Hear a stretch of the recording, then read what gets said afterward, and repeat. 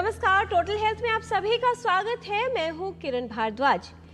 तुम्हारे घर में दरवाजा है लेकिन तुम्हें खतरे का अंदाजा नहीं है। हमें खतरे का अंदाजा है लेकिन हमारे घर में दरवाजा नहीं है।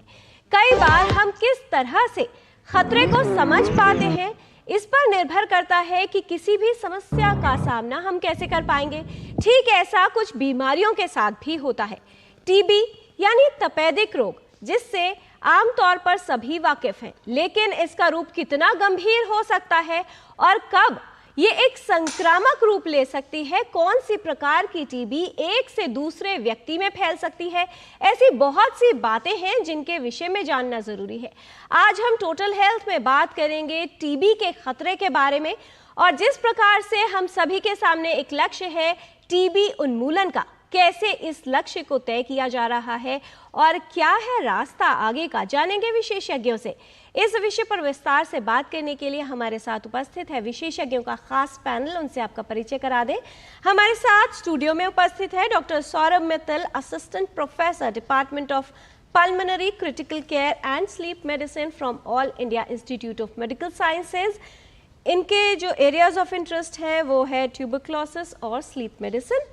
आज के डिस्कशन में शामिल हैं doctor Hema Gupta Mittal, incharge division of paediatrics pulmonology from Atal Bihari Vajpayee institute of medical sciences and doctor Ram Manohar Lohia hospital, European diploma in paediatric respiratory medicine, diploma in paediatric allergy and asthma, comprehensive sleep medicine course, special training in paediatric pulmonology from AIIMS and इनके special interest हैं pulmonary and sleep medicine, infections and nutrition.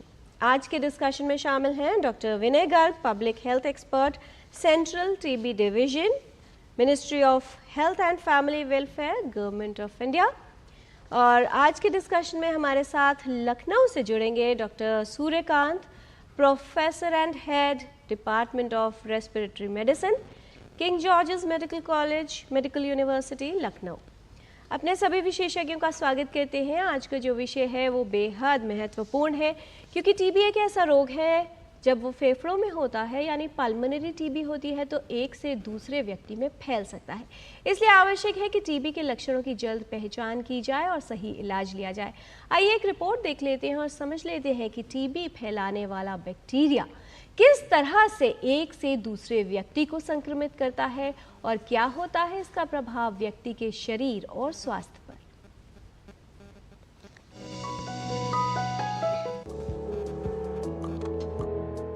TB एक संक्रामक रोग है जो जीवाणु के कारण फैलता है।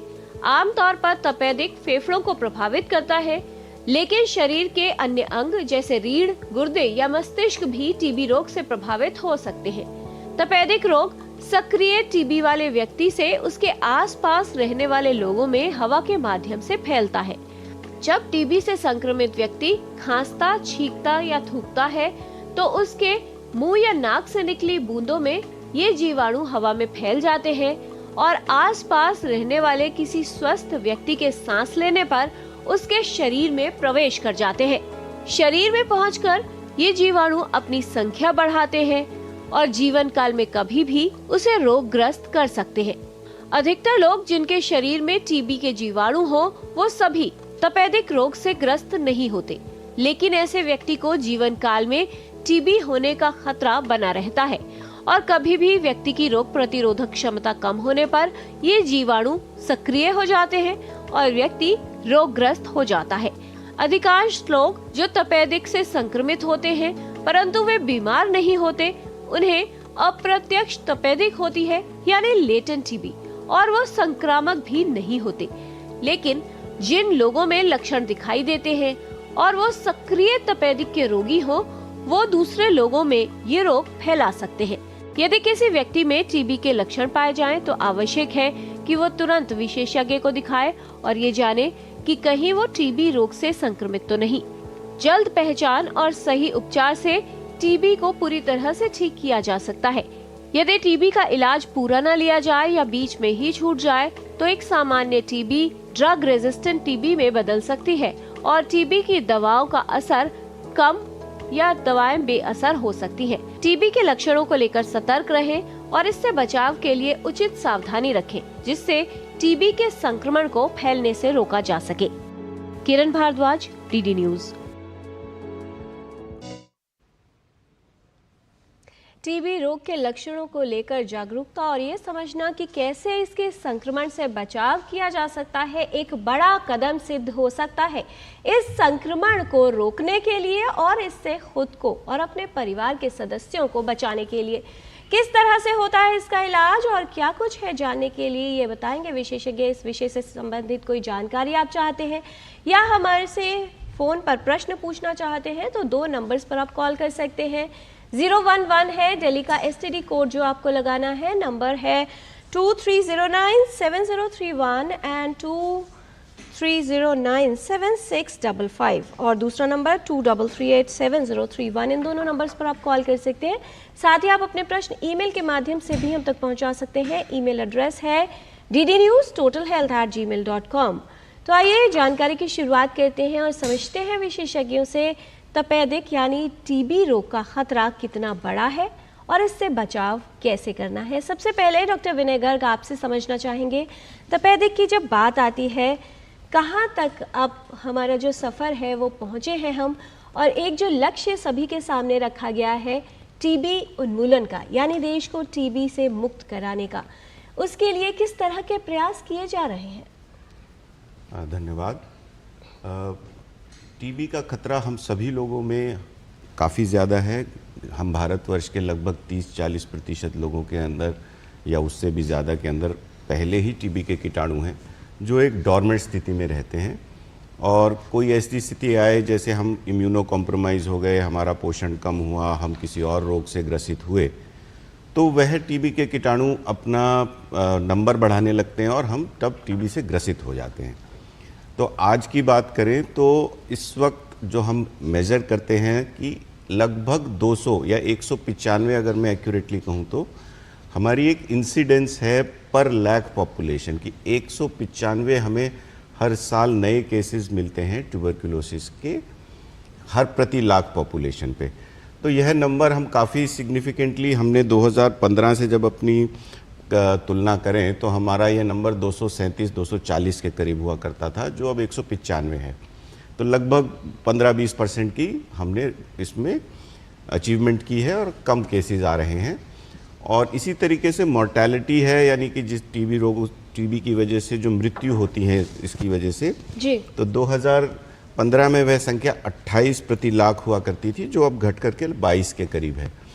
तो हालांकि हमने तरक्की करी है, पर हमारा जो टारगेट है वो इसको और कम करने का है, जो लगभग 47 प्रति लाख तक इंसिडेंस यानी कि नए केसों का नंबर और 3 प्रति लाख मृत्यु का नंबर जो प्रति लाख रहेगा जी। तो इस पे हमें आने की चेष्टा करनी है, जो हम धीरे धीरे समय के साथ आएंगे। सभी एफर्ट्स उस दिशा में चल रहे हैं जी। डॉक्टर सौरभ, किस तरह से समझाना चाहेंगे टीबी का संक्रमण कितना घातक सिद्ध हो सकता है और क्यों आवश्यकता है इसके बारे में सभी को समझने की? क्योंकि एक समय था जब ये माना जाता था कि जो टीबी रोग है वो सिर्फ उन जगहों पर होगा जहां बहुत गंदगी रहती है या गरीब लोगों से जुड़ी हुई समस्या है, लेकिन आजकल चाहे मेट्रो सिटीज़ की बात की जाए, हर वर्ग का व्यक्ति इससे प्रभावित हो रहा है। अगर हम देखें तो टीबी पहले ये माना जाता था कि सिर्फ गरीबी की और भीड़ भाड़ की बीमारी है, जिस वजह से कहते थे कि जिन देशों में टीबी है वो थर्ड वर्ल्ड कंट्रीज कहलाते हैं जी। अभी क्या हुआ है कि टीबी की जो एपिडेमियोलॉजी है उसमें काफ़ी बदलाव आया है। अगर हम देखें तो टीबी का नंबर तो कम हुआ है, टीबी से डेथ्स भी कम हुई हैं, बट अभी भी बहुत ज़्यादा है। तो लोगों को ये समझने की ज़रूरत है कि जो टीबी के लक्षण हैं वो टाइम से पहचानें और उनके लिए अपने डॉक्टर से संपर्क करें। परेशानी क्या है कि आजकल हमारे देश में शुगर या डायबिटीज़ जिसको बोलते हैं वो बहुत ज़्यादा बढ़ता जा रहा है। ओबेसिटी, डायबिटीज़ और लाइफ स्टाइल डिजीज़ जो है उसकी वजह से क्या होता है, जैसे हम अपने यहाँ देखते हैं कि हर मरीज़ जो 30 या 35 साल से ऊपर का है उसको या तो प्री डायबिटीज़ है या डायबिटीज़ है। जैसे ही आपको डायबिटीज़ होती है आपको टीबी होने का खतरा काफ़ी गुना बढ़ जाता है। तो ये एक बहुत बड़ा कारण है कि हमारे देश में जो 40-50 साल से ऊपर के लोग हैं उनमें ट्यूबरकुलोसिस होने का चांस उनकी शुगर कंट्रोल ना होने की वजह से या स्मोकिंग करने की वजह से या उनको स्मोकिंग की वजह से कोई COPD बीमारी है, सांस की बीमारी है, उसमें टीबी का रिस्क बढ़ जाता है। दूसरा जो एक बहुत बड़ा प्रॉब्लम है मेल न्यूट्रिशन, जैसे बच्चों की बात करें तो बच्चों में या बुजुर्गों में मेल न्यूट्रिशन या फिर कि पोषण कम होने की वजह से बहुत ज़्यादा चांसेस हैं। हम कुछ आजकल क्या हुआ है कि हमारा मेडिकल हेल्थ और मेडिकल सिस्टम काफ़ी इम्प्रूव हो गया है, तो बहुत सारी ऐसी दवाइयाँ होती हैं जो मरीज़ों को देते हैं, स्टेरॉइड्स होते हैं या इम्यूनोसप्रेसेंट होते हैं, ट्रांसप्लांट मरीज़ होते हैं। उन सब मरीज़ों में जब दवाइयाँ ऐसी होती हैं जिनसे बॉडी की इम्यूनिटी कम होती है तो उसकी वजह से भी ट्यूबरक्लोसिस होने का चांस बढ़ जाता है।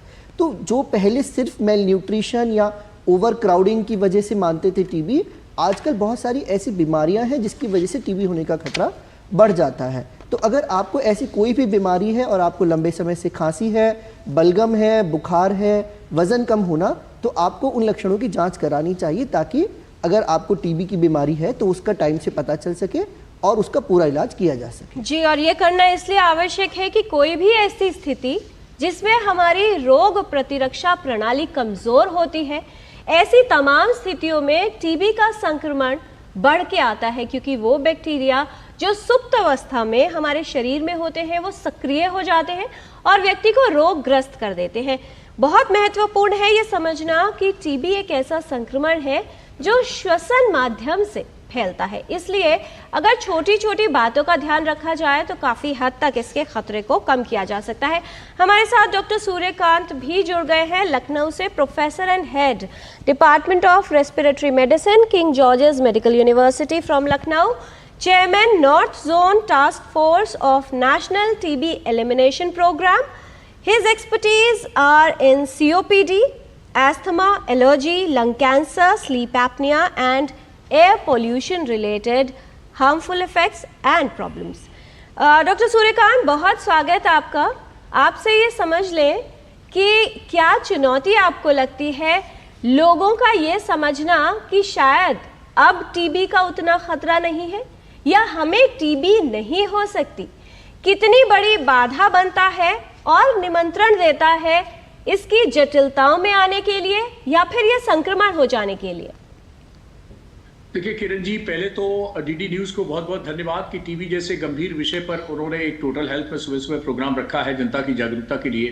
जी धन्यवाद आपका इसमें शामिल होने के लिए डॉक्टर सूर्यकांत जी। जी, और दूसरी मैं बात बता दूं कि टीबी अभी भी दुनिया में हाई बर्डन कंट्री है इंडिया। भारत में जो टीबी के मरीज होते हैं लगभग 26% दुनिया के टीबी के मरीज हमारे देश में पाए जाते हैं। अगर अभी भी, हालांकि टीबी के नए रोगी और टीबी की मृत्यु दर भारत में कम हुई है, विश्व स्वास्थ्य संगठन ने उसकी तारीफ भी की है हमारे देश की, लेकिन अभी भी दुनिया के 27% जो टीबी की मौत है वो हमारे भारत में होती है और 29% मल्टी ड्रग रेजिस्टेंस टीबी के मामले वो हमारे भारत में होते हैं। तो हम कह सकते हैं कि टीबी हमारी प्रमुख समस्या है। अब चुनौती हमारे सामने क्या है? पहली चुनौती है कि ये बीमारी खांसने से फैलती है और हमारे देश में खांसी को कोई ढंग से लेता ही नहीं है, इसलिए 2 हफ्ते से ज्यादा जिसको खांसी है उसको अपनी टीबी की जांच करानी चाहिए। जैसा डॉक्टर सौरभ ने कहा कि हमारे देश में टीबी की जांच फ्री है, इलाज फ्री है, साथ में इलाज के लिए 1000 रुपया न्यूट्रिशन सपोर्ट भी मिलता है। तो ये जानकारी समाज में जाने की जरूरत है कि 2 हफ्ते से ज्यादा किसी को खांसी है, बुखार आता है जो कि शाम को बढ़ जाता है, भूख कम लग रही है, वजन कम हो गया है, ऐसे लोगों को हमें पास के किसी भी सरकारी अस्पताल में निःशुल्क जांच की व्यवस्था है, उस जांच को कराना चाहिए। 2 बलगम की जांच यानी स्पुटम फॉर AFB और स्पुटम फॉर ट्रू नेट या CB नेट और एक चेस्ट का एक्सरे, ये जरूरी हो जाता है। और ये जो टीबी फैलती है ये सिर्फ और सिर्फ खांसने से फैलती है। एक बार जब कोई टीबी का मरीज खांसता है तो उससे 3000 से ज्यादा टीबी के बैक्टीरिया निकलते हैं और एक बैक्टीरिया ही काफी है टीबी करने के लिए। लेकिन हमारे देश में चुनौती क्या है कि हम इन्फेक्शन प्रिवेंटिव मेजर्स, ना तो हम कफ एटिकेट हमारे हैं, हमने कोविड के दौरान जरूर खांसी के आते समय या भीड़ में जाते समय हमने उसका इस्तेमाल किया मास्क का, लेकिन अब तो हम ना मास्क का इस्तेमाल करते हैं और ना किसी और प्रिवेंटिव मेजर्स का। हम खांसी आए तो हम कहते हैं कि ऐसे कम से कम हाथ तो रख लीजिए, ये कफ एटिकेट का भी इस्तेमाल नहीं करते हैं। और हमारे देश में कुपोषण एक सबसे बड़ी चुनौती है देश में। जब तक हम कुपोषण को एड्रेस नहीं कर लेते हैं हमें ऐसा लगता है कि हम टीबी को समाप्त नहीं कर पाएंगे, क्योंकि कुपोषण के व्यक्ति को 10 गुना ज्यादा टीबी होने का खतरा है जी। इसी तरह कुछ इम्यूनो कंप्रोमाइज डिजीज है, इम्यूनिटी की बीमारियां हैं, जैसे डायबिटीज है, एड्स है या कैंसर है या और दूसरी बीमारियां हैं, जिसमें भी टीबी का खतरा होने का कई गुना बढ़ जाता है। वायु प्रदूषण एक बहुत बड़ी चुनौती है, खासतौर पर इस सर्वे में देखते हैं कि हमारी एयर क्वालिटी इंडेक्स बहुत खराब हो जाती है, तो वायु प्रदूषण के कारण भी हमारे फेफड़े कमजोर हो जाते हैं और उसमें टीबी पनपने की संभावना बढ़ जाती है।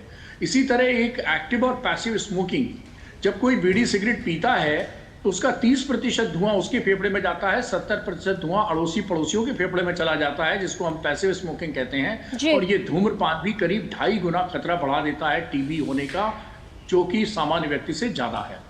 इसी तरह हमारे अंदर अगर तनाव है और अगर हम ऐसे एरिया में रह रहे हैं जहां पर कंजेशन बहुत है, वेंटिलेशन की समस्या है, जहां पर नमी बहुत है, सीलन बहुत है, तो ये सब कारक हैं जो हमारे टीबी होने के खतरे को बढ़ाता हूं। और किरण जी, आप स्वयं महिला हैं, तो मैं एक बता दूं, लड़कियों के लिए विशेष खतरा है।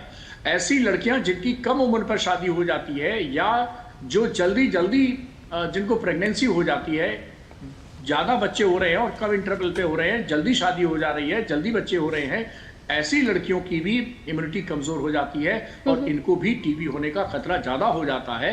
और वो माताएं बहनें जो अभी भी लकड़ी के चूल्हे से खाना बना रही हैं, उनको भी टीबी होने का खतरा ज्यादा है। तो ये बहुत बड़ी चुनौती है। और एक चुनौती आखिर में कहूंगा कि रोगी इलाज जब बीच में छोड़ देता है तो ये सबसे बड़ी चुनौती है, क्योंकि साधारण टीबी इससे जटिल टीबी में यानी एमडीआर टीबी में बदल जाती है। तो कृपया ऐसा ना करें, डॉक्टर की सलाह से इलाज लें और जब डॉक्टर कहे कि आप ठीक हो गए हैं, अब आप दवा बंद कर सकते हैं, तभी दवा को बंद करें। तो ये जो कुछ चुनौतियां हैं जो हमारे देश में, जब हम निपटेंगे इनसे तभी हम टीबी मुक्त भारत को बनाएंगे। जी, बहुत महत्वपूर्ण बात, विस्तार से चुनौतियां आपने बता दी हैं, क्योंकि जो समस्या है वहीं से समाधान भी मिलता है। तो जटिलताएं कौन सी हैं, चुनौतियां कौन सी हैं हमारे सामने, उन्हीं पर ही एक एक करके बात कर लेते हैं। डॉक्टर हेमा, जब बात आ रही है कि कोई भी ऐसा व्यक्ति जिसकी इम्यूनिटी कम होगी, उसमें टीबी का खतरा अधिक हो जाता है, यानी टीबी के जो बैक्टीरिया है वो सक्रिय हो सकते हैं। बच्चों की बात करें, क्योंकि उस समय इम्यूनिटी अभी डेवलप हो रही है, डेवलपिंग स्टेज में है, कितनी संभावना रहती है, टीबी का खतरा कितना बड़ा है बच्चों के लिए, और कौन से प्रकार की टीबी बच्चों में आमतौर पर देखी जाती है? तो बच्चे, जैसे कि आपने बताया कि उनमें इम्यूनिटी कम होती है, नेचुरली बच्चे अभी बड़े हो रहे होते हैं तो इम्यूनिटी कम डेवलप होती है, तो इसलिए बच्चों के अंदर और जैसी चीज़ें हैं, कुपोषण होना, तो इनकी वजह से बच्चों के अंदर अधिक खतरा रहता है। तो घर में जितने भी किसी को अगर और टीबी है या आस पड़ोस में टीबी है, तो एक ज़्यादा रिस्क रहता है कि बच्चों के अंदर टीबी की बीमारी होने का। तो इसलिए हमें बच्चों का ध्यान रखना पड़ता है। बच्चों के अंदर टीबी को डायग्नोज करना एक बहुत बड़ी चुनौती है, क्योंकि एक तो बच्चों के लक्षण बाकी सामान्य बीमारियों जैसे होते हैं, जैसे बुखार होना या खांसी होना, उसको हम कंफ्यूज कर देते हैं दूसरी बीमारियों के साथ। दूसरा, बच्चों में डायग्नोज करना टीबी एक बीमारी है, क्योंकि टीबी के जो कीटाणु होते हैं बच्चों में वो कम बाहर आ पाते हैं, जैसे पॉलीबैसिलरी डिजीज़ कहते हैं, और बच्चों के अंदर जो बलगम है वो हम नहीं मिल पाता। तो एक तो है कि बच्चों के अंदर लंग वाला टीबी जो है वो भी होता है, और दूसरे अन्य प्रकार के टीबी जो कि हम कहते हैं कि एक्स्ट्रा पल्मोनरी टीबी, वो भी पाए जाते हैं। जैसे कि बच्चों के अंदर दिमागी टीबी होता है। जब ये बच्चों के अंदर दिमागी टीबी होता है, और क्योंकि बच्चों की इम्यूनिटी कम होती है, इसलिए उसमें मोर्टालिटी यानी कि उसका जो है बच्चों के अंदर डेथ होना बहुत ज़्यादा इंसिडेंस रहता है। इसके अलावा और भी टीबी होता है, जैसे कि हम कहते हैं कि बच्चों के अंदर गांठें बन जाती हैं, गले के अंदर गांठ बन जाती है, या फिर कहीं और पेट के अंदर गांठें बन जाती हैं, तो जिसे हम लिम्फ नोड टीबी कहते हैं। तो ये 2-3 प्रकार की टीबी है जो बहुत कॉमनली पाई जाती है बच्चों के अंदर। और अगर बच्चों के अंदर लक्षण होते हैं कि बच्चा ठीक से नहीं बढ़ रहा है, वज़न नहीं बढ़ रहा है, बच्चे को बुखार रह रहा है, बच्चे को खांसी है 2 हफ्ते से ज़्यादा, बच्चा जो है मदर को नहीं लगता कि बच्चा एक्टिव है, खेलता कूदता है या बाकी बच्चों की तरह रहता है, तो हमें डॉक्टर के पास जाके इन बच्चों को दिखाना चाहिए, क्योंकि टीबी का सबसे मेन चीज़ है कि अगर जल्दी पकड़ में आ जाए और उसका इलाज हो जाए, तो ये हमें ध्यान रखना है बच्चों के अंदर। जैसे कि कहा, इम्यूनिटी की कमी है, तो स्पेशली वो बच्चे जो नवजात होते हैं उनके अंदर बहुत बड़ा रिस्क होता है। तो जिनका नवजात बेबीज हैं, प्रीटर्म बेबीज या नॉर्मल बेबीज भी हैं, उनमें भी जिनकी माताओं को टीबी रहा है, उनमें हमें स्पेशली ध्यान रखना है कि या तो हम उन्हें ऐसी दवाइयाँ दें कि जिनसे उनसे टीबी ना फैले, और अगर टीबी है तो उनका जल्दी डायग्नोज और इलाज करें। जी, इस पर भी विस्तार से बात करेंगे। कॉलर हैं बलवंत जी हैं अल्मोड़ा से फोन लाइन पर। बलवंत जी, बहुत स्वागत आपका, सवाल पूछिए, क्या जानना चाहते हैं? मैम नमस्कार। जी नमस्कार। मैं डॉक्टर सूर्यकांत से ये पूछना चाहता हूँ, क्या टीबी से आंखों और दांतों में भी कोई प्रभाव पड़ सकता है? जी डॉक्टर सौरभ। क्या आंखों और दांतों पर भी टीबी का प्रभाव हो सकता है, या ये वाले जो अंग है इनमें भी टीबी हो सकती है क्या? तो अगर देखा जाए तो शरीर का कोई भी ऐसा अंग नहीं है जिसमें टीबी नहीं हो सकती है। ये बहुत ज़रूरी बात है समझने के लिए, सारे स्पेशलिस्ट और सारे पेशेंट्स के लिए। हमारे पास टीबी, आँखों में टीबी बहुत कॉमन होती है, इतना कॉमन नहीं जितना लंग्स में होती है। आँखों की टीबी, बोन टीबी, तो आप जो दांतों की टीबी बता रहे हैं वो जबड़ों की टीबी भी कॉमन होती है। जबड़ों में, स्पाइन में, कमर की हड्डी में, स्किन में जो एक बहुत बड़ी प्रॉब्लम होती है इनफर्टिलिटी औरतों में, कि जो यूट्रस होता है, बच्चेदानी होती है, उसकी टीबी होती है। जो पेशाब की थैली होती है या किडनी होती है उसकी टीबी होती है। तो ये समझने की ज़रूरत है कि टीबी लंग्स को या फेफड़ों को प्राइमरीली अफेक्ट करती है, पर टीबी शरीर के किसी भी अंग में हो जाती है।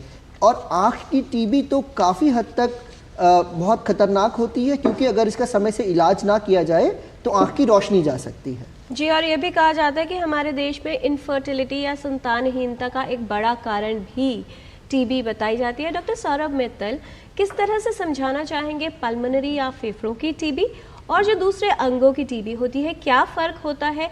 और आमतौर पर जब टीबी की बात आती है तो संक्रामक अगर देखा जाए तो फेफड़ों की टीबी ही संक्रामक हो सकती है, यानी एक से दूसरे व्यक्ति में फैल सकती है? तो अगर हम देखा जाए, सपोजिटली हम देखें अगर टीबी के 100 मरीज़ हैं तो उनमें से 85% मरीज़ वो होते हैं जिनको फेफड़ों की टीबी होती है, और 15% मरीज़ वो होते हैं जिनमें फेफड़े से बाहर की टीबी होती है। ज़्यादातर मरीज़ों में टीबी स्टार्ट फेफड़ों से ही होती है और वो दूसरे अंगों तक पहुंच जाती है। जो कॉमन एरियाज़ है जहाँ जहाँ टीबी होती है वो गांठें हैं, गले में हो, छाती में हो या पेट में हो, पेशाब की थैली, बच्चेदानी की टीबी, किडनी की TB, bone TB, skin TB, eye TB, brain TB, ये बहुत कॉमन है। और अगर आप देखा जाए, क्योंकि हम 100 मरीजों की बात कर रहे हैं तो 15 लगता है, बट जब हम पॉपुलेशन की बात करते हैं तो एक बहुत बड़ा नंबर है जो ये एक्स्ट्रा पल्मोनरी टीबी के मरीज़ होते हैं। जो एक्स्ट्रा पल्मोनरी टीबी है उसके लक्षण बिल्कुल अलग होते हैं। जैसे अगर हम जनरली बात करें कि टीबी के क्या लक्षण हैं, तो हम कहते हैं बुखार आना, खांसी, बलगम, वज़न कम होना, भूख कम लगना, रात को पसीने आना। पर जो एक्स्ट्रा पल्मोनरी टीबी है उसमें ये सारे लक्षण बहुत कम होते हैं या ना के बराबर होते हैं। उसमें क्या होता है, मान लिया आपको आँख की टीबी है तो आपको आँख से देखने में प्रॉब्लम होगी। आपको दिमाग की टीबी है तो आपको सर में दर्द चालू हो जाएगा या दौरे आने लगेंगे।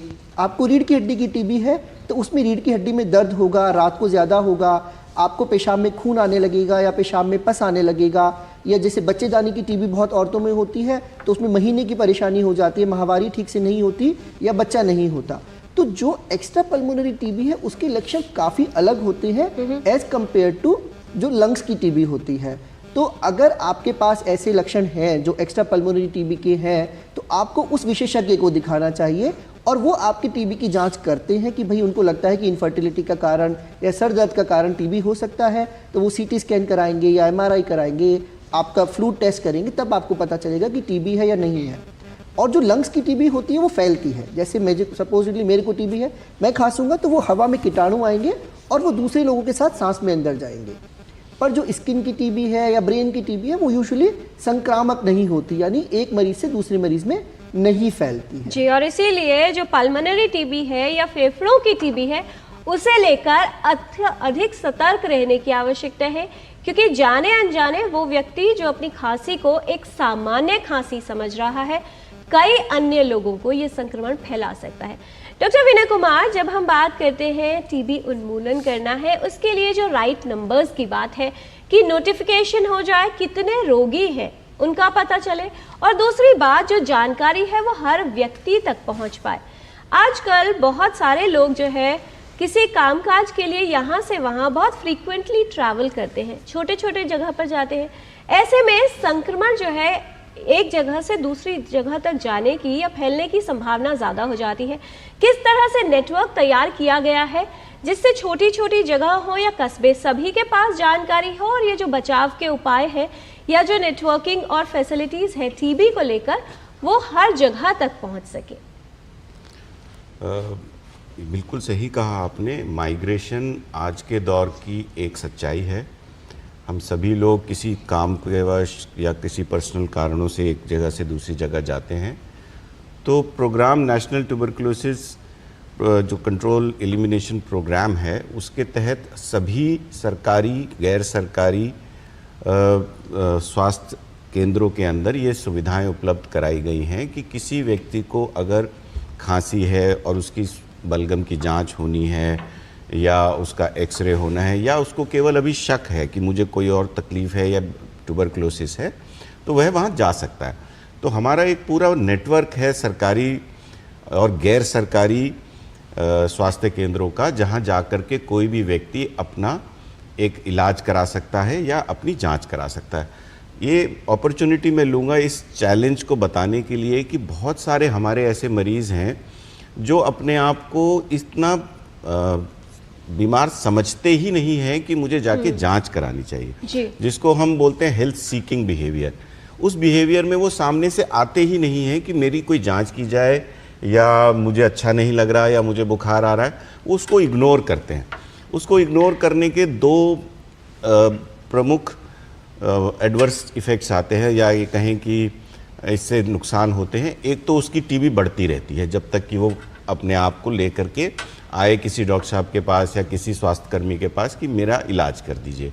दूसरा, उस पीरियड के अंदर वह दूसरे जो लोग स्वस्थ लोग हैं उन तक बीमारी पहुंचने की संभावना ज़्यादा रहती है। तो ये दो चीज़ें हैं जो मैं कहना चाहूँगा कि अगर आपको ज़रा भी पल्मोनरी या ये कहें कि छाती वाली बीमारी का लग रहा है या कुछ और, जैसे डॉक्टर मित्तल ने बताया कि बोन टीबी होती हैं जिसमें पीठ में दर्द होता है, तो आप जल्दी से जल्दी स्वास्थ्य केंद्र पहुँचें। तो ये जो हमारा पूरा नेटवर्क है प्राइवेट सेक्टर और पब्लिक सेक्टर में एस्टैब्लिश्ड है और इसका इंटीग्रेशन हमारा नेशनल लेवल पे भी है। तो जहाँ भी जाएंगे ज़्यादातर इलाज हमारा पब्लिक सेक्टर में तो पूरा ही फ्री है, प्राइवेट सेक्टर के साथ हमने बहुत सारे टाई अप्स करे हुए हैं जी। और साथ ही ये भी नेटवर्किंग की गई है कि चाहे रोगी प्राइवेट सेक्टर में जाए या सार्वजनिक या पब्लिक सेक्टर में यानी सरकारी अस्पतालों में, जो नोटिफिकेशन है वो डेटा एक साथ इकट्ठा किया जाए तो हमारे सामने सही नंबर्स यानी कितने रोगी हैं उसकी सही जानकारी भी हमारे पास पहुंच सके। टोटल हेल्थ में आज हम बात कर रहे हैं टीबी रोग के बारे में। क्या है ये खतरा और कैसे इस खतरे को दूर किया जा सकता है, बता रहे हैं विशेषज्ञ। कुछ और जानकारी लेंगे विशेषज्ञों से इस छोटे से ब्रेक के बाद। आप कहीं मत जाइएगा, देखते रहिए DD news.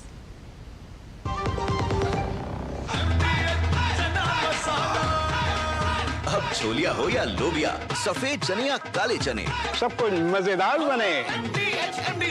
This is no ordinary sky. This is where legends are born. Space transition. Roger. Engaging heat. In the vast expanse above, the Indian Air Force reigns. Unseen, unstoppable, unmatched. Join the Indian Air Force to be a cut above. मेरी पसंद, मेरी पसंद, मेरी पसंद, मेरी पसंद, हमारी पसंद, हम सबकी पसंद। मजबूत देश का मजबूत सरिया हो गया स्टील। दादू दादू, ये प्रीमियम क्या होता है? बेटा प्रीमियम मतलब समझ लो पेट्रोल। जब तक कार में पेट्रोल है तब तक कार चलेगी, पेट्रोल खत्म कार स्टॉप। पर पापा, इस बार पेट्रोल खत्म होने पर भी कार चलती रहेगी। वो कैसे? LIC के जीवन लाभ में प्रीमियम पेमेंट हो जाए स्टॉप, पर पॉलिसी के फायदे चलते रहते हैं। मतलब अब लाइफ की गाड़ी चलेगी नॉन स्टॉप। LIC हर पल आपके साथ। Muthoot finance gold overdraft. अपने सोने को हमारे सुरक्षित लॉकर्स में डिपॉजिट कीजिए। उस सोने पर 24/7 क्रेडिट लाइन लीजिए और फिर पैसे एक बार लीजिए या बार बार आपके हाथ में। कम या ज्यादा घर में या ब्रांच में आपके हाथ में। ब्याज सिर्फ उतने ही दिन का भरिए जितने दिन पैसे इस्तेमाल कीजिए। Muthoot finance gold overdraft. Gold loan कमाल, बाकी लोन बेमिसाल। MDH का किचन किंग किचन में हो तो हम सब कुछ बना सकते हैं। बैंगन का भरता, आलू गोभी, भिंडी मसाला और भी बहुत कुछ। MDH ब्रेक के बाद टोटल हेल्थ में आपका स्वागत है। तपेदिक यानी टीबी रोग के खतरे को हम जान रहे हैं विशेषज्ञों से, और क्या है इसका समाधान ये भी उनसे पूछ रहे हैं। फिलहाल एक कॉलर है हमारे साथ, सहदेव जी हैं फोन लाइन पर, फरीदाबाद से कॉल कर रहे हैं। सहदेव जी स्वागत है आपका, सवाल पूछिए। सहदेव जी अगर आप हमारी आवाज सुन रहे हैं तो सवाल पूछिए। लगता है उनसे संपर्क टूट गया है, क्योंकि बहुत सारी गलत धारणाएं होती हैं जो बाधक बनती हैं किसी भी समस्या का समाधान ढूंढने में। हम जान लेते हैं कि कौन सी ऐसी सोच है जो आमतौर पर तपेदिक रोग के विषय में बहुत अधिक लोगों की मान्यता बनती है, और उसमें सच्चाई कितनी है। सबसे पहले डॉक्टर सूर्यकांत आपसे समझ ले, तपेदिक रोग केवल फेफड़ों में ही हो सकता है, ये बहुत से लोगों की धारणा है, बताएं कितनी सच्चाई है इसमें? नहीं, बिल्कुल सच्चाई नहीं है इसमें, और यही सिर्फ मिथ नहीं है, बहुत से मिथ है। मैं आपको विस्तार में जो समाज में मिथ पाए जाते हैं उनको मैं बताता हूँ। सबसे पहली बात तो ये है कि फेफड़े में टीबी होती है, सबसे ज़्यादा होती है, और फेफड़े की टीबी ही एक ऐसी टीबी है जो अन्य लोगों को फैलाती है। ये बात सही है, लेकिन फेफड़े के अलावा ब्रेन से लेके और पैर तक किसी भी अंग की टीबी हो सकती है। शरीर में केवल 2 ऐसे हिस्से हैं जहाँ टीबी नहीं होती है, एक है हमारे बाल और एक है हमारे नाखून। बस इसको छोड़ दें तो ऊपर से लेकर नीचे तक कोई हिस्सा ऐसा नहीं है जहाँ की टीबी नहीं हो सकती है। अंतर सिर्फ इतना है कि फेफड़े की टीबी के जो ग्रसित व्यक्ति है वो दूसरों को टीबी फैलाता है, और ब्रेन की टीबी हो, चाहे बोन की टीबी हो, चाहे किडनी की टीबी हो, चाहे महिलाओं के जो प्रजनन अंग है उनकी टीबी हो, चाहे त्वचा की टीबी हो, चाहे गांठों की टीबी हो, इन सब से टीबी नहीं फैलती है जी। तो दूसरा एक इससे भी ज्यादा मिथ है समाज में, वो मैं आपको बताता हूँ। पहला मिथ तो ये है कि लोगों को लगता है कि जैसे पत्नी को टीबी हो गई तो वो क्या करते हैं, ज्यादातर लोग या तो उसको मायके छोड़ देते हैं, तलाक दे देते हैं, सेपरेट कर देते हैं। ये बहुत बड़ी एक मिथ है, बहुत बड़ी सामाजिक समस्या है, और इसके ऊपर हम लोग लगे हुए हैं इस प्रचार को, इस जागरूकता को, भाई ऐसा मत करिए। पति को टीबी हो जाएगी तो पत्नी बेचारी सेवा करेगी, लेकिन पत्नी को टीबी हो जाएगी तो लोग उसको छोड़ देते हैं, उसको मायके भेज देते हैं, और उसको यहाँ तक तलाक भी हो जाता है। ये जी, तो बहुत आवश्यक है कि न सिर्फ अपनी आदतें बदली जाएं, लेकिन जो अपना नजरिया है उसको भी बदलना होगा अगर टीबी रोग के प्रति जंग को जीतना है। दूसरी जो धारणा है डॉक्टर सौरभ मित्तल, बहुत से लोग ये मानते हैं कि जो धूम्रपान करते हैं सिर्फ उन्हें ही टीबी का खतरा हो सकता है, अन्यथा अगर हम धूम्रपान नहीं कर रहे तो हम सुरक्षित हैं। क्या कहना चाहेंगे? धूम्रपान करने से टीबी का खतरा बढ़ जरूर जाता है, पर ऐसा नहीं है कि अगर आप धूम्रपान नहीं करते तो आपको टीबी नहीं हो सकती। टीबी ये मानना चाहिए, टीबी किसी को कभी भी हो सकती है। पूरे भारत में हम सब टीबी के रिस्क पे हैं। अगर हमको कोई भी लक्षण हो तो हमको सोचना चाहिए कि हमको टीबी हो सकती है, भले ही हमको और कोई भी प्रॉब्लम ना रही हो। जी, एक और धारणा पूछना चाहेंगे डॉक्टर हेमा कि अगर बचपन में एक बार टीबी हो गई है तो उसके लिए इम्यूनिटी मिल जाएगी, यानी दोबारा जीवन काल में उस बच्चे को टीबी नहीं होगी। बहुत से लोगों की ये मान्यता है, कितनी सच्चाई है इसमें? इस मान्यता में कोई सच्चाई नहीं है। अगर हमें एक बार टीबी हो जाती है तो ऐसा नहीं है कि हमें दोबारा टीबी नहीं होगी। वो टीबी का कीटाणु हमारी बॉडी में बैठ जाता है, और कभी भी जब हम कमज़ोर पड़ जाते हैं, जैसे कि हमें कोई इम्यूनिटी कम हो जाती है, जैसे कि डॉक्टर साहब ने बताया कि बड़े होकर डायबिटीज़ हो जाए या कोई और बीमारी जैसे HIV वाली बीमारी, या बच्चों के अंदर अक्सर कुपोषण पाया जाता है, तो वो बैक्टीरिया दोबारा संक्रमण हो सकता है, जिसे हम कहते हैं रेकरेंस ऑफ ट्यूबरक्लोसिस। तो ट्यूबरक्लोसिस हमें बार बार हो सकती है, ऐसा होता है। तो ऐसा बिल्कुल नहीं है कि एक बार टीबी हो गई तो ऐसा आगे नहीं होगा। जी, अगर एक बार टीबी हो जाए तो उसका खतरा आगे भी हो सकता है, ये समझने की आवश्यकता है। डॉक्टर विनय गर्ग, बहुत से लोग ये सोचकर इलाज नहीं करवाते कि टीबी का इलाज बहुत लंबा चलेगा और ये इलाज बहुत महंगा है। क्या ये बात सच है? बिल्कुल नहीं। टीबी के इलाज की पूर्ण व्यवस्था भारत सरकार की तरफ से की गई है। हर व्यक्ति के लिए पूरी दवाइयाँ निःशुल्क उपलब्ध हैं। जैसे ही इस मरीज़ का, किसी भी मरीज़ का डायग्नोसिस होता है, उसको एक हम सेंट्रल पोर्टल पे, जिसको हम निक्षय पोर्टल बोलते हैं, उस पे रजिस्टर करते हैं, और ये सुनिश्चित किया जाता है कि पूरे समय तक उसकी दवाएं उसको बराबर मिलती रहें। दूसरा आपने पूछा कि बहुत लंबा होता है, तो बड़ी एक सिग्निफिकेंट प्रोपोर्शन के अंदर यह इलाज 6 महीने में पूरा हो जाता है। कुछ कंडीशंस ऐसी होती हैं, एक्स्ट्रा पल्मोनरी हुई या एक रेजिस्टेंट टीबी हुई, जिसके अंदर ये 6 महीने के बियॉन्ड जा सकता है, पर उसके लिए भी व्यवस्था की गई है कि वह इलाज का खर्चा भी मरीज के ऊपर ना आए। दूसरा, और जो निक्षय पोषण योजना की बात सूर्यकांत सर ने करी जी, तो जो 1000 रुपये मिलते हैं, वह जो समय है अगर वह एक्सटेंड होता है तो वह समय के बियॉन्ड भी उस सपोर्ट को दिया जाता है। तो ये निःशुल्क रहेगा, दवा का खर्चा बिल्कुल नहीं रहेगा, और ज़्यादातर लोगों के अंदर ये 6 महीने में इलाज पूरा हो जाता है। जी डॉक्टर सौरभ मित्तल, बहुत बार ऐसा होता है कि जब एक बार टीबी का इलाज शुरू किया गया, जैसे ही व्यक्ति को लगता है कि अब तो लक्षण चले गए, तो बहुत ज़्यादा लापरवाह हो जाते हैं, बार बार अपनी दवाएं मिस करने लगते हैं। कितना खतरा होता है यदि टीबी का इलाज पूरा ना लिया जाए, बीच में दवा छूट जाए या डोजेस जो है वो स्किप हो जाती हैं। बहुत बार जो है लोगों को बहुत महत्वपूर्ण नहीं लगता है क्योंकि अब लक्षण नहीं है, परेशानी नहीं है। कितना बड़ा खतरा सिद्ध हो सकती है? तो अगर जैसे आपको टीबी का इलाज जब चालू करते हैं तो करीब 15 दिन लगते हैं, और 15 दिन में ज़्यादातर मरीजों में काफ़ी इम्प्रूवमेंट आ जाता है।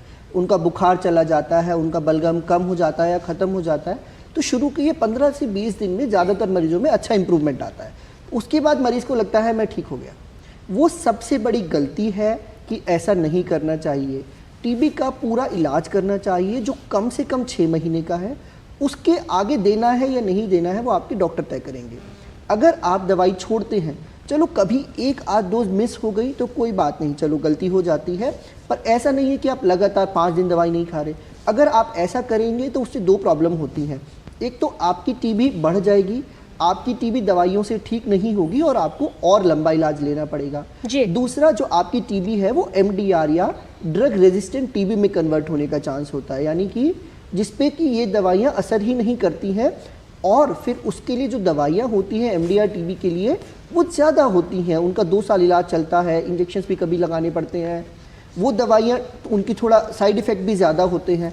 तो अगर आपको टीबी पता चली है, बिना नागा किए एक भी दिन लगातार दवाई खाएं, टाइम से दवाई खाएं, प्रॉपर डोज में दवाई खाएं, तभी आपकी टीबी ठीक हो जाती है। हम बहुत बार देखते हैं कि जैसे नेशनल प्रोग्राम क्या कहता है कि मरीज़ के वज़न के हिसाब से उसको दवाई तय होती है। जिस मरीज़ का वज़न कम है उसको 2 गोली देते हैं, ज़्यादा है 3 या 4 गोली देते हैं। बहुत मरीज़ क्या करते हैं कि 4 की जगह डॉक्टर साहब हमको लग रहा था ज़्यादा दवाइयाँ हो गई तो हमने सिर्फ 2 ही गोली खाई। तो अगर आप कम डोज में दवाई खाएंगे तो भी आपकी टीबी ठीक नहीं होगी और आपको MDR टीबी होने का खतरा बढ़ जाता है। जी, MDR यानी मल्टी ड्रग रेजिस्टेंट टीबी, जिसमें बहुत सी दवाएं टीबी के लिए बेअसर हो जाती हैं, लाइलाज होने लगता है रोग और जटिलताएं बढ़ जाती हैं। ये स्थिति ना हो, इसके लिए विशेषज्ञ के परामर्श से सही और पूरा इलाज लेना आवश्यक है। फिलहाल एक कॉलर है हमारे साथ, सचदेव जी। सहदेव हैं फिर से फोन लाइन पर हमारे साथ। सहदेव जी, स्वागत आपका, क्या जानना चाहते हैं आप? हाँ डॉक्टर साहब, मैं 2018 में मतलब 22 में मतलब डायग्नोज हुई थी माइक्रोबैक्टीरियम टीबी जी, और 7 महीने दवाई खाई थी, ठीक हो गया था। तो इस साल मार्च में फिर मुझे खांसी और वेट 4 किलो कम हो गया था, तो उन्होंने बताया कि पोल्यूशन की वजह से COPD डायग्नोज किया जी। तो उसके बाद धीरे धीरे ठीक हो गया। तो उन्होंने कहा उसमें आया था माइक्रोबैक्टीरियम टीबी, ट्रेस वर्ड भी आया था। तो उन्होंने कहा था 6 महीने बाद चेक कराना पड़ेगा। हर बार एक्सरे और CT स्कैन भी किया और 3 बार वो हो चुका, तो अब दोबारा चेकअप कराने की जरूरत है। हर बार वो CT स्कैन, एक्सरे भी होगा और ब्रोंकोस्कोपी टेस्ट जी। डॉक्टर सौरभ मित्तल, कितना फॉलोअप इनके लिए आवश्यक रहेगा? तो अगर आपको टीबी के लक्षण है, यानी कि खांसी है या बुखार है या वज़न कम हो रहा है और आपको बार बार टीबी के कीटाणु आ रहे हैं, तो उसमें ये देखना बहुत ज़रूरी है कि क्या वो ड्रग रेजिस्टेंट टीबी है। उसके लिए अगर आपके डॉक्टर आपको सलाह देते हैं कि आपको ब्रोंकोस्कोपी करके लंग्स के अंदर एंडोस्कोप डाल के बलगम लेने की ज़रूरत है, तो वो भी हो सकता है करना पड़े। जो बलगम निकालते हैं उसको टीबी कल्चर के लिए भेजते हैं। कल्चर से हमको पता चल जाता है क्या ये टीबी के कीटाणु हैं। अगर ये टीबी के कीटाणु हैं तो ये किस दवाइयों का असर इन पे होगा, किसका नहीं होगा।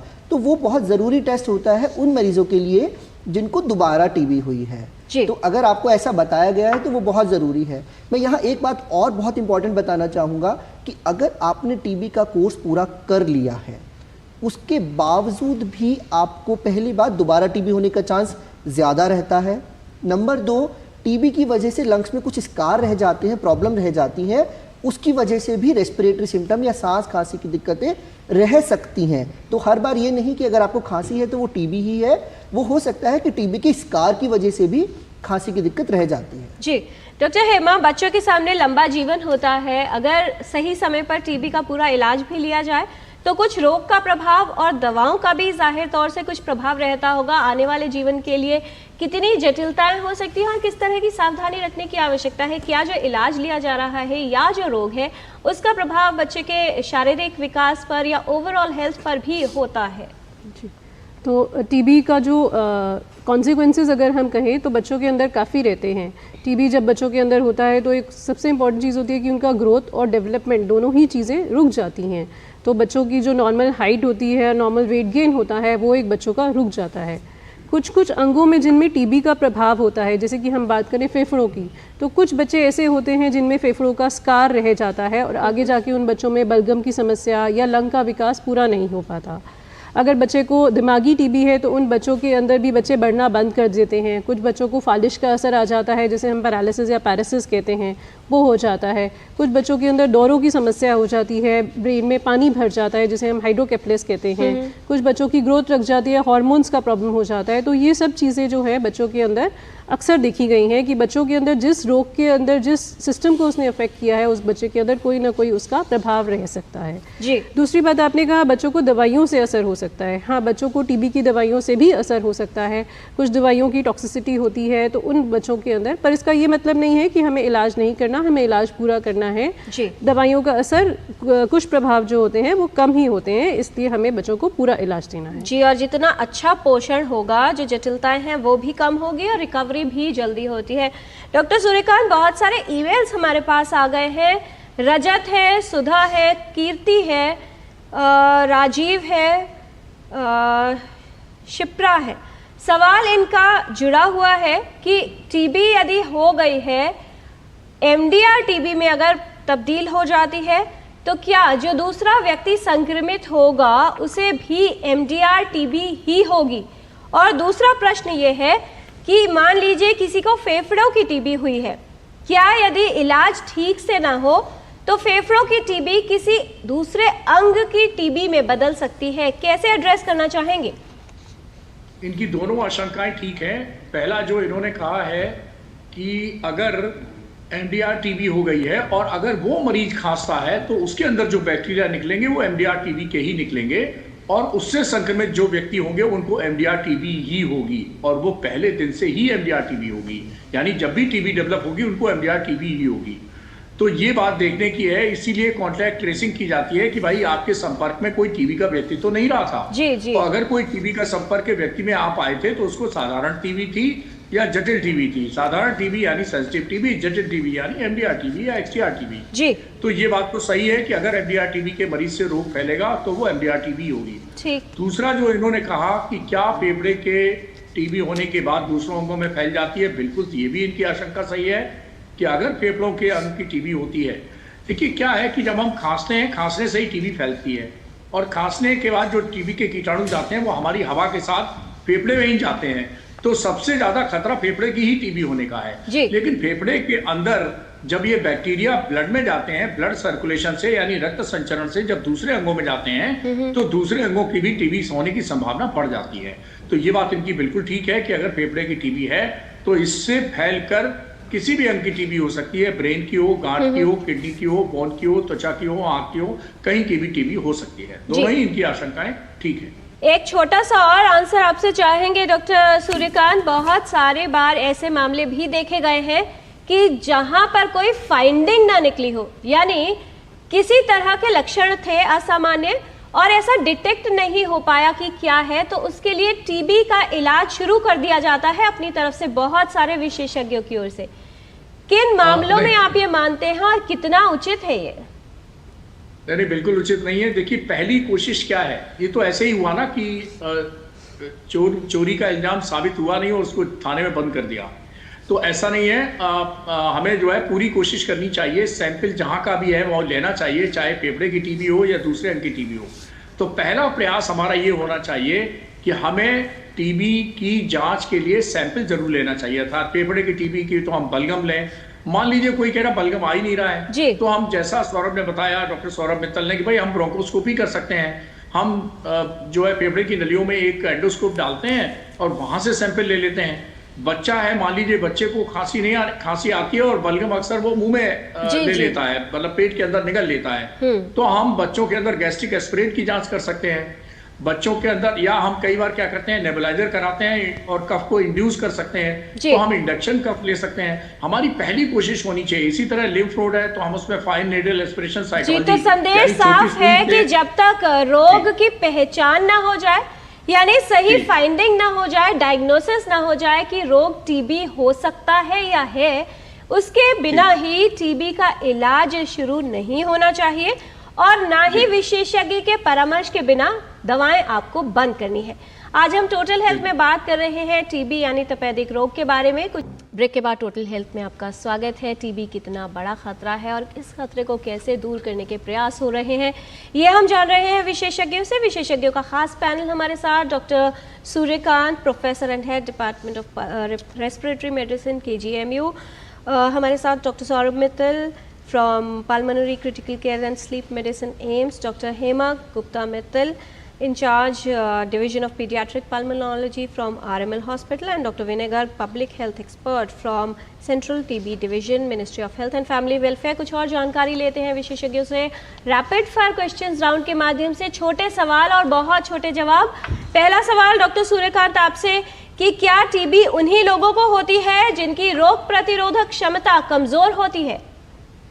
उनको ज्यादा होती है लेकिन दूसरों को भी हो सकती है। जी डॉक्टर सौरभ, या खांसी के साथ व्यक्ति को बलगम आए, बार बार बुखार आए या बहुत अधिक थकान लगती है, क्या ये टीबी के लक्षण हो सकते हैं? बिल्कुल हो सकते हैं, जरूरी नहीं कि सिर्फ यही लक्षण हो, पर ये टीबी के लक्षण होते हैं। डॉक्टर हेमा, बच्चों में अचानक ही वजन कम होना या फिर माइलस्टोन्स ठीक से न आना, क्या टीबी हो सकती है? जी बिल्कुल ठीक कह रहे हैं आप, ये टीबी हो सकती है और हमें इन बच्चों को देखने की ज़रूरत है, डायग्नोज करने की ज़रूरत है, टेस्ट करने की ज़रूरत है और डॉक्टर के पास लाने की ज़रूरत है। जी, टीबी की टेस्ट की सुविधाएं डॉक्टर विनय गर्ग कहाँ उपलब्ध है? टीबी के टेस्ट की सुविधाएं निःशुल्क बहुत नीचे तक सब सेंटर PHC लेवल तक उपलब्ध हैं, प्राइवेट सेक्टर में भी उपलब्ध हैं, जिसका खर्चा भारत सरकार उठाती है। डॉक्टर सूर्यकांत, लेटेंट टीबी और सक्रिय टीबी क्या एक ही अवस्था है? क्या लेटेंट टीबी वाला पेशेंट भी, व्यक्ति भी किसी को संक्रमित कर सकता है? लेटेंट टीबी यानी सुप्तावस्था की टीबी, अर्थात टीबी के कीटाणु तो उसको मौजूद हैं, उसके अंदर इम्यूनिटी और हाइपर सेंसिटिविटी भी टीबी के खिलाफ है, लेकिन वो किसी को फैला नहीं सकता टीबी, और ना ही उसको टीबी सक्रिय टीबी है। सक्रिय टीबी अर्थात जो टीबी के कीटाणु हैं वो मेटाबॉलिकली एक्टिव हैं, सक्रिय हो गए हैं और उन्होंने बीमारी में परिवर्तित कर लिया है और उसमें लक्षण आ गए हैं। और ये सक्रिय टीबी वाला मरीज अगर खांसेगा तो खांसी के टीबी के कीटाणु निकलेंगे और दूसरों को फैला सकता है। डॉक्टर सौरभ, अगर एंटीबायोटिक्स की डोजेज और मात्रा बढ़ा दी जाए तो टीबी का संक्रमण जल्दी ठीक हो जाएगा, क्या ये सही है? तो अगर जो टीबी की दवाइयां हैं उनकी डोज और टाइमिंग एक फिक्स है जो कि आपके वजन के आधार पर होता है, तो ऐसा नहीं है कि आप 2 की जगह 4 गोली खा लें तो टीबी जल्दी ठीक हो जाएगी, ऐसा नहीं होगा। आपको जितनी डोज बताई गई है वही दवाई आपको उतनी ही समय के लिए खानी है। डॉक्टर हेमा, अगर घर में किसी को टीबी है तो बच्चे के लिए क्या सावधानी रखी जाए जिससे उसका बचाव हो? तो बच्चों को जैसे कि बहुत हाई रिस्क रहता है किसी और से टीबी पकड़ने के लिए, क्योंकि उनकी इम्यूनिटी कम होती है, तो हमें बच्चों को टीबी से बचाना होगा। जैसे कि नवजात शिशु के अंदर हमें वैक्सीनेशन करनी होती है जिसके अंदर BCG वैक्सीनेशन रहता है। देन जिस मरीज़ को टीबी है बहुत ज़रूरी है कि वो अपनी दवाइयाँ टाइम से खाएं और कुछ एटिकेट्स रखें, जैसे कि कॉफ एटिकेट है कि बच्चे को जो है आमतौर से सांस से बीमारी फैलती है, तो अगर कोई खांस रहा है तो बच्चे के कॉन्टैक्ट में ना आए, मास्क का प्रयोग हो और वो बच्चे से अलग रहे। माँ है, कुछ बच्चों को दवाइयाँ भी हम शुरू करते हैं जिसे हम प्रोफाइलैक्सिस कहते हैं, वो हमें देनी है बच्चे को अगर कोई एक्टिव टीबी का मरीज है घर के अंदर, तो ये बहुत ज़रूरी है। और साथ साथ बच्चे को देखना है कि कहीं बच्चे के अंदर बीमारी तो डेवलप नहीं हो गई, तो उसको हमें स्क्रीनिंग करना है कि वजन ठीक बढ़ रहा है, बुखार नहीं है बच्चे को, कि ताकि पता चल सके कि टीबी उसको हो तो नहीं गई है। डॉक्टर विनय गर्ग, न्यूट्रिशन का बहुत इम्पोर्टेंट रोल माना जाता है। सरकार की तरफ से क्या सुविधा है कि उस व्यक्ति को जिसका टीबी का इलाज चल रहा है उसे पोषण भी अच्छा मिले? सरकार की तरफ से एक निक्षय पोषण योजना है जिसके तहत हर मरीज को 1000 रुपये प्रति माह डायरेक्ट उसके खाते के अंदर उसके पोषण के सप्लीमेंटेशन के लिए दिए जाते हैं। दूसरी एक योजना है निक्षय मित्र योजना, जिसके अंदर आप, मैं और कम्युनिटी का कोई भी व्यक्ति इस चीज़ को कंट्रीब्यूट कर सकता है। एक हम फूड बास्केट उस मरीज़ को हर महीने और उसके हाउस होल्ड कॉन्टैक्ट्स को दे सकते हैं। यह स्टडी से बिल्कुल क्लियर हो चुका है कि अगर हमारे मरीज़ों के वज़न में 20% की वृद्धि होती है जैसे ही वो इलाज शुरू करते हैं, तो उनका मृत्यु दर या मृत्यु होने का खतरा बहुत हद तक 50-60% घट जाता है जी। तो ये हम सभी की जिम्मेदारी है कि हम निक्षय पोषण योजना और निक्षय मित्र बने। डॉक्टर सूर्यकांत, हम सभी कैसे योगदान दे सकते हैं ये जो संक्रमण है इसकी चेन को ब्रेक करने के लिए और अपनी सुरक्षा के लिए इस संक्रमण से? देखिए, सबसे पहले तो हमें समाज में कफ एटिकेट ये बहुत जरूरी है फैलाना कि भाई खांसी आ रही है तो इतनी हमारे अंदर एक बचाव का तरीका होना चाहिए कि हम या तो मास्क लगाएं, रुमाल लगाएं और कुछ नहीं है तो अपना ऐसे हाथ लगाएं। एक बात। दूसरी बात, अगर हम धूम्रपान कर रहे हैं तो अपने को भी टीबी का शिकार करने की तरफ बढ़ रहे हैं और हम पैसिव स्मोकिंग भी फैला रहे हैं, तो हम धूम्रपान ना करें, ना लोगों को धूम्रपान करने दें। कम से कम घर के अंदर और पब्लिक प्लेसेस पे नहीं धूम्रपान होना चाहिए। नंबर तीसरी बात, हमारी जो इम्यूनिटी है वो आती है पोषण से। तो हमारा जो कुपोषण है, तो अगर हम कुपोषण के शिकार लोगों की सहायता करें, लोगों को हम जो है वो इस मैलन्यूट्रिशन से बचाएं, तो हमारा बहुत बड़ा योगदान हो सकता है टीबी मुक्त भारत के लिए। और लड़कियों और महिलाओं के लिए मैं खास तौर पे कहूंगा कि शादी की एक उम्र फिक्स है, कृपया वही करें। 2 बच्चों के बीच में 5 साल का अंतर रखें और जैसे सरकार की पॉलिसी है 2 से बच्चे ज़्यादा ना करें। और तीसरी बात, जो अभी भी लड़कियां और महिलाएं लकड़ी के चूल्हे पे खाना बना रही हैं, तो प्रधानमंत्री जी की उज्ज्वला योजना है उसका फायदा उठाएं और एलपीजी गैस कनेक्शन से खाना बनाएं, क्योंकि उनको भी टीबी होने का खतरा ज्यादा बढ़ जाता है। इसके अलावा अगर हम तनाव में जी रहे हैं तो तनाव भी हमें बहुत सारी बीमारियों को निमंत्रण देता है, जिसमें से एक टीबी भी है। ये ना करें। और वायु प्रदूषण में अगर हम कम करने में कोई योगदान दे सकते हैं, मतलब मेरे कारण वायु प्रदूषण ना हो और हमें जब मौका मिले, जहां मौका मिले, वृक्षारोपण करते रहे। चाहे हमारे बच्चे का बर्थडे है उससे बहुत धन्यवाद डॉक्टर सूर्यकांत। चाहे हमारी शादी की एनिवर्सरी है तो हम पति पत्नी दोनों मिलकर वृक्षारोपण। जी डॉक्टर विनय गर्ग, एक वाक्य में क्या संदेश देना चाहेंगे सभी के लिए? मैं ये कहना चाहूँगा कि जल्द से जल्द अगर आपको ज़रा भी शक है, बिल्कुल थकान बुखार कुछ आता है, तो सामने से आकर के अपना इलाज कराएं। इस बात की वेट ना करें कि हाँ ये तो टीबी नहीं है, कुछ बढ़ेगी तब मैं जाऊंगा। जितना जल्दी हो सके अपने आप को स्वास्थ्य केंद्र में लेके जाएं। डॉक्टर हेमा, क्या कहना चाहेंगी, बच्चों से बचाव कैसे हो इस रोग से? हमें उन बच्चों को जिनमें से बुखार रह रहा है, खांसी रह रही है, जिनका वज़न नहीं बढ़ रहा है या बीमार लगते हैं और कोई और कारण नहीं मिल रहा है, उन्हें जल्दी से जल्दी डॉक्टर विशेषज्ञ के पास लेके जाएं ताकि इस बीमारी का जल्दी से जल्दी डायग्नोज हो सके और उसका ट्रीटमेंट हो सके। जी डॉक्टर सौरभ, बहुत से लोग ये मानते हैं कि अगर माँ को टीबी है तो बच्चे को स्तनपान नहीं करा सकती, क्या कहना चाहेंगे और एक वाक्य में आपका संदेश? तो वो ऐसा बिल्कुल नहीं है, बिल्कुल करा सकते हैं। अगर माँ ने दवाइयाँ चालू कर ली हैं तो माँ बिल्कुल स्तनपान करा सकती है, वो बहुत ज़रूरी है। और दूसरा मेरा संदेश मेन ये रहेगा कि एक हेल्दी लाइफस्टाइल रखें, अपनी शुगर है तो उसको कंट्रोल रखें, स्मोकिंग ना करें, अल्कोहल और स्ट्रेस से बचें, तो आप टीबी से बच सकते हैं। अगर आपको टीबी हो गई है तो उसका पूरा इलाज कराएं अपने स्पेशलिस्ट के अकॉर्डिंग और दवाइयाँ बीच में ना छोड़ें। जी बहुत धन्यवाद इस तमाम जानकारी के लिए doctor professor Suryakant, doctor Saurabh Mittal, doctor Hema Mittal and doctor Vinay Garg. आप सभी ने बेहद महत्वपूर्ण जानकारी दी है। विशेषज्ञों ने ये साफ कर दिया है कि टीबी का इलाज उपलब्ध है। हमारी कोशिश ये होनी चाहिए कि संक्रमण न फैले और अगर संक्रमण हो गया है तो उसे लेकर लापरवाही न करें। कभी कभी हमें लगता है मामूली सी खांसी है तो डॉक्टर के पास क्यों जाएं, या अगर खांसी के लक्षण ठीक हो गए हैं तो इलाज पूरा क्यों करें। ये सभी बाधा बन सकता है आपके टीबी संक्रमण को ठीक करने के लिए। सावधानी रखिए। और वैसे भी कहा जाता है कि अपने सेहत का ध्यान रखने के लिए जागरूक होने की आवश्यकता है। संकल्प एक ही काफी है लक्ष्य तक पहुंचाने के लिए, विकल्प कई मिलेंगे मंजिल तक भटकाने के लिए। हमारे सामने एक ही लक्ष्य है, टीबी को दूर करने का, देश को टीबी से मुक्त करने का। इसके लिए सभी को योगदान देना होगा, सतर्क रहना होगा, सावधानी रखनी होगी और अपनी सेहत को लेकर जागरूक रहना होगा। तभी इस संक्रमण को दूर भी किया जा सकेगा और देश को टीबी से मुक्त बनाया जा सकता है। लक्ष्य कठिन अवश्य है लेकिन असंभव नहीं। सभी का प्रयास ही इसको सफल और सिद्ध कर सकता है। आज के कार्यक्रम में इतना ही। टोटल हेल्थ में जानकारी और जागरूकता का ये सिलसिला ऐसे ही जारी रखेंगे। हमारी पूरी टीम को दीजिए अनुमति। नमस्कार।